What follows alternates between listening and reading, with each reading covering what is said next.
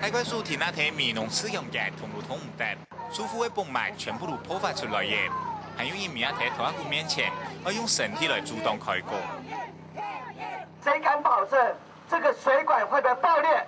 有没有人敢保证？没有。请中央所有的官员下来基层，如果他敢保证，我们给予通过。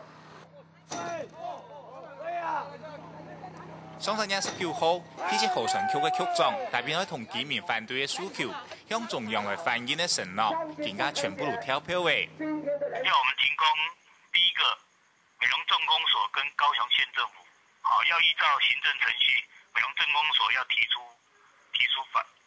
就是說他好反對這個施工啊。是的。那高雄縣政府也一樣啊。然後得到這兩個單位的回應以後，我們才會報到水利署啊。那現在我認為說，應該是和身體這一方面的專業會比縣政府更那個嘛，更有專業啊，對啊。而且不是說縣政府能夠決定說做或不做這樣。對段防風嘅衝太共享工商，目前民農鎮公所係唔願意回應。雖然拖拉庫對民意嘅要求下，搶早地離開施工嘅現場，但是本居民佢企呢係專業嘅主管機關，唔顧當地居民嘅建議，要來施工，要將後續替代方案同行政程序。